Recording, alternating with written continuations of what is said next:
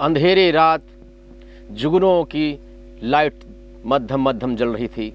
झींगुर भी धीरे धीरे आवाज कर रहे थे।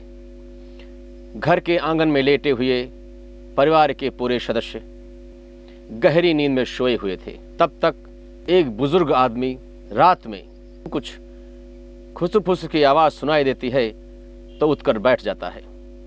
जब उठकर बैठ जाता है दोस्तों, तो क्या देखता है कि उसके बहू के कमरे की लाइट जली हुई है और वहां से कुछ मध्यम मध्यम आवाज आ रही है।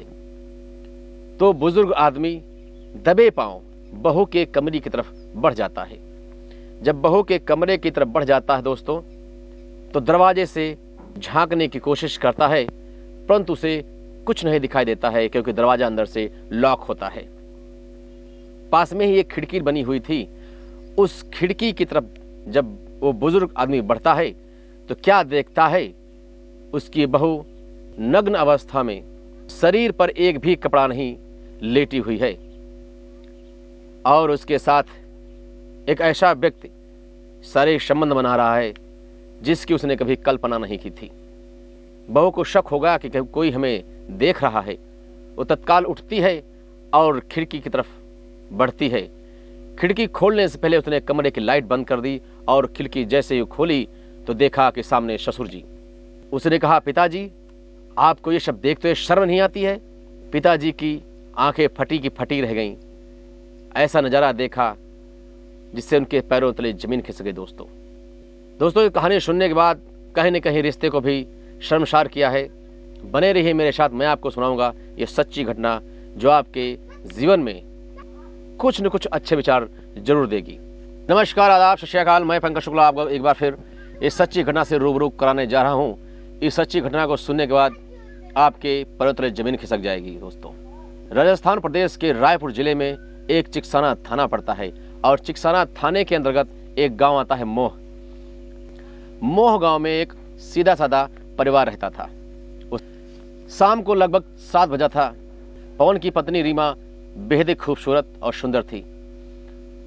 वो किचन में खाना बना रही थी। खाना बनाते बनाते दोस्तों उसने अपने मोबाइल में एक मैसेज टाइप किया कि हमें आज तुम्हारी बहुत याद आ रही है, आपसे मिले हुए काफ़ी दिन हो गए हैं, तुमसे मिलने को बहुत मन कर रहा है, घर आ जाओ। ये मैसेज तुरंत उसने अपने मोबाइल से सेंड कर दिया। मैसेज पहुंचता है भोला के पास जो दिल्ली में रहता है।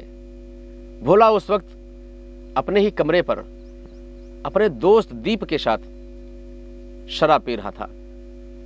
जो ही मैसेज पहुंचता है उसने मोबाइल को देखा और मुस्कुराने लगा। पास में बैठा दीप पूछता है, दोस्त बड़ी मुस्कुराहट आ रही है, क्या बात है, कोई राज की बात है? तो भोला कहता है, नहीं नहीं दोस्त, कोई राज की बात नहीं है, ये मेरी जान का मैसेज है जिन्होंने मुझसे मिलने की आग्रह की है। कहती है मुझे मिले हुए काफ़ी दिन हो गए हैं, आपकी बहुत याद आ रही है, घर जल्दी आ जाओ। तो दीप कहता है, इसमें क्या बात है, जब इतने प्यार से तुम्हें बुला रही है तो चले जाओ। तो भोला कहता है, कैसी बातें कर रहे हो यार, दिल्ली से मोह गांव 220 किलोमीटर दूर है, शाम का 7 बज रहा है, कैसे पहुंचेंगे? तो दीप कहता, तुम चिंता ना करो, हम तुम्हारे साथ चल रहे हैं, बाइक मैं चलाऊंगा और तुम्हें हम 4 घंटे में पहुंचा देंगे। दोनों बाइक से वहां से निकल लेते हैं। रात का लगभग 1 बज रहा था। दरवाजे पर खटखट की आवाज आती है। रीमा दबे पांव दरवाजे पर जाती है और भोला को घर के अंदर लेकर आ जाती है। घर के सारे सदस्य सोए हुए थे। रीमा कुछ देर भोला से बात करती है। बातचीत खत्म होने के बाद रीमा भोला के साथ कमरे में ही दोनों एंजॉय करने लगते हैं।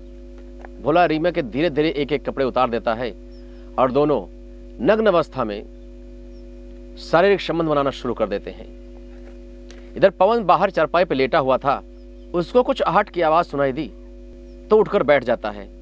रात का चूंकि समय था, उसको लगा कि हमारे कमरे से आवाज आ रही है। पवन उठकर अपने रूम की तरफ गया और टार्च जो ही जलाई, उसने जो नजारा देखा उसकी आंखें फटी की फटी रह गईं कि उसी की पत्नी रीमा एक गैर मर्द के साथ शारीरिक संबंध बना रही है, निर्वस्त अवस्था में। पवन ने उनको रोकने की कोशिश की, बहुत तेज की फटकार लगाई, ये सब क्या हो रहा है। रीमा ने जब देखा कि उसका पति पवन जाग गया है तो उसने दौड़कर पवन के पैर पकड़ लिए। इधर उसका यार जो वहां पर रंगरलियां मना रहा था वो भी उठकर खड़ा हो गया। पवन ने कहा, जो तुमने कारनामा आज किया है इसका खामियाजा तो तुमको भुगतना ही पड़ेगा। मैं भी गांव के सारे लोगों को इकट्ठा करता हूं और तुम्हें पकड़कर सुबह थाने ले जाता हूं। यह बात सुनते ही भोला के पैरों जमीन खिसक गई। उसने तत्काल ही चिल्लाते हुए पवन के मुंह पर हाथ रख दिया और मुंह दबाने की कोशिश करने लगा। इधर रीमा पवन के पैर को पकड़े हुए अपनी तरफ खींच रही थी। जब पवन को भोला नहीं रोक पाया तो उसने अपना हाथ उसके गले पर रख दिया और तेज से दबाने लगा। दबाते दबाते वो ये नहीं समझ पाया कि कितनी तेज दब गया है। रीमा ने अपनी तरफ पैर खींचा तो पवन धड़ाम से जमीन पर गिर जाता है। पास में रखी हुई ईंटा जिस पे पवन का सर लग जाता है और खून बहने लगता है। जब भोला ने पवन को दोबारा उठाने की कोशिश की तो पवन की नब्ज थम चुकी थी, सांसें छूट चुकी थी। ऐसा देखते ही नजारा रीमा के होश उड़ गए। भोला भी हक्का बक्का रह गया। अरे ये क्या हो गया, मैंने तो कभी ऐसा नहीं सोचा था। लेकिन खुदा जो करता दोस्तों अच्छा ही करता है। अब क्या था, रीमा ने कहा भोला से, अब क्या करें हम लोग। भोला ने कहा, तुम चिंता ना करो, तुम घर के माहौल को संभालो, मैं इस बॉडी को लेकर जाता हूं। भोला ने अपने दीप दोस्त को बाहर खड़ा था जो उसकी प्रतीक्षा कर रहा था अंदर बुला लेता है और बॉडी को एक कपड़े में लपेटकर बोरी में भरकर बाइक पर लाद कर निकल लेता है। गांव से दूर 1 किलोमीटर पर एक नहर होती है जिसमें उस वक्त पानी बहुत तेजी से चल रहा था। उसी नहर पर बाइक खड़ी की और बोरी के अंदर भारी सा 25-30 किलो का पत्थर रख दिया और उस डेड बॉडी को उसी नहर में फेंक दिया। नहर में फेंकते ही बॉडी वजनता के कारण नीचे बैठ जाती है। दोनों बाइक पर सवार होकर निकल जाते हैं।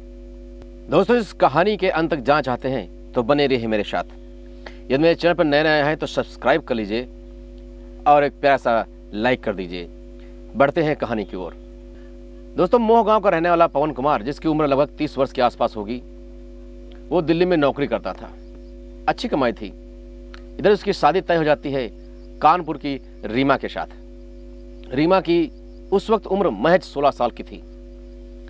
दोनों का रिश्ता अच्छा था, शादी हो जाती है। शादी के बाद दोनों की जिंदगी मस्ती से गुजरने लगती है। परिवार में सुखी सुख था, कोई दिक्कत नहीं थी। कुछ दिन के बाद रीमा ने एक बेटे को जन्म दिया जिसका नाम कार्तिक था। समय धीरे धीरे दोस्तों गुजरा और एक बेटी पैदा हो गई जिसका नाम कीर्ति था। अब घर में खुशियां और ज्यादा आ गईं।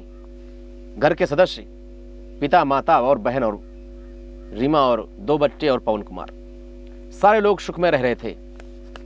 पवन कुमार दिल्ली जाता, कुछ दिन रुकता और घर आ जाता। यह सिलसिला कंटिन्यू था। एक दिन पवन ने अपने पिताजी से कहा, पिताजी मैं आपसे एक बात कहना चाहता हूं, अगर आप नाराज न हो तो। पिताजी ने कहा, बेटा बोलो, इसमें नाराजगी की क्या बात है। पवन कुमार ने कहा, पिताजी मैं चाहता हूं कि मैं रीमा को और बच्चों को अपने साथ दिल्ली ले जाऊं। दिल्ली में मुझे खाना बनाने में दिक्कत होती है। ड्यूटी से थका हारा आता हूं, फिर खाना बनाता हूं, बड़ी दिक्कत होती है। मैं चाहता हूं कि बच्चों को और रीमा को साथ ले जाऊं और बच्चों की वही शिक्षा होती रहेगी और हम वहां पर कमाते खाते रहेंगे। पवन के पिता हरि प्रसाद शर्मा ने कहा, बेटा इसमें बहुत अच्छी बात है, सोचने की क्या बात है, ले जाओ सबको। पवन अपनी पूरी फैमिली को दिल्ली लेकर पहुंच जाता है और अपने क्वार्टर में शिफ्ट हो जाते हैं। अब पवन आराम से ड्यूटी करने लगता है। बच्चों का नाम एक अच्छे स्कूल में लिखवा देता है। भोला हैंडसम था, खूबसूरत था। उसकी मीठी मीठी बातों में रीमा भी आ गई और भोला ने जब रीमा को देखा तो सर से पांव तक परी लग रही थी। इतनी खूबसूरत लड़की पहले कभी भोला ने नहीं देखी थी। भोला भी दोस्तों मन ही मन रीमा को चाहने लगता है। अब क्या हुआ, दोनों में धीरे धीरे प्रेम प्रसंग शुरू हो जाता है। जब कभी भोला को टाइम मिलता, रीमा को फोन करता, तब बच्चे स्कूल जा चुके होते हैं, पवन अपनी ड्यूटी पर। मौका पाते ही भोला उसके रूम पर आ जाता। दोनों बैठ कर एंजॉय करते, रंग रलियां मनाते, शारीरिक संबंध बनाते। 1-2 घंटे रुककर चला जाता। ऐसा करते करते 2-3 साल निकल जाते हैं। पवन को कानों कान खबर नहीं होती कि हमारे परिवार में क्या चल रहा है। दोस्तों तब तक कोरोना काल आ जाता है। पवन कुमार की कंपनी में भी समस्याएं उत्पन्न हो जाती हैं। अब पवन को लगता है कि मैं यहाँ पर नहीं रह पाऊंगा, तो उसने अपने पिताजी को फ़ोन किया कि पिताजी मैं अब यहाँ पर नहीं रह पाऊंगा, मैं अब घर आना चाहता हूँ। तो पिताजी ने कहा बेटा ये तो बहुत अच्छी बात है, बहू और बच्चों को लेकर घर आ जाओ। पवन कुमार अपनी पत्नी रीमा और दोनों बच्चों के साथ मोहगांव वापस आ जाता है और यहीं पर अपनी नौकरी की तलाश करने में जुट जाता है। लगभग 1-2 हफ्ते ही बीते थे, रीमा को भोला की याद आ जाती है।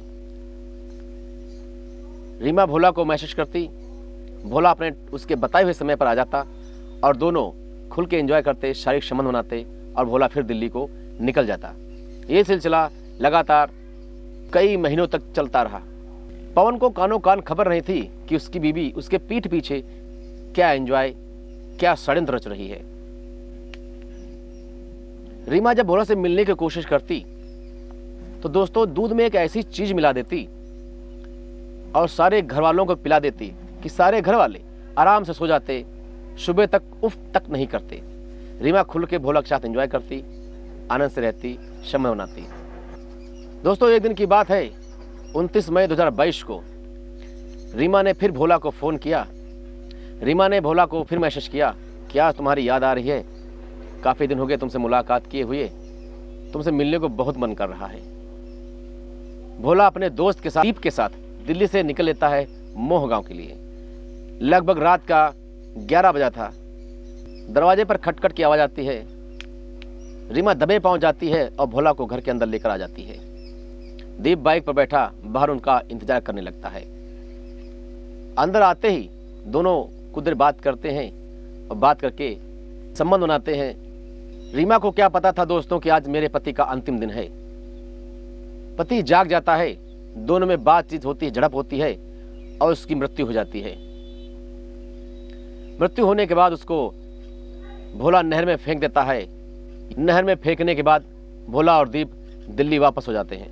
यहाँ सुबह जब पवन के पिता हरिप्रसाद शर्मा उठते हैं तो पवन को पूछते हैं, बहू पवन आज नहीं दिखाई दे रहा है। बहू कहती है, पिताजी मेरे साथी शाम को सोए हुए थे, सुबह मैं उठी तो हमको दिखाई नहीं दिए, यहीं के होंगे आसपास में। अब पवन की खोजबीन शुरू हो जाती है। खोजबीन होते होते 2-3 दिन गुजर जाते हैं, लेकिन पवन का कोई अता पता नहीं होता है। तब अंत में निराश होकर पवन के पिता चिकसाना थाने में जाकर एफआईआर दर्ज कराते हैं। गुमशुदगी की एफआईआर लिखने के बाद पुलिस भी पवन को तलाश करने लगती है।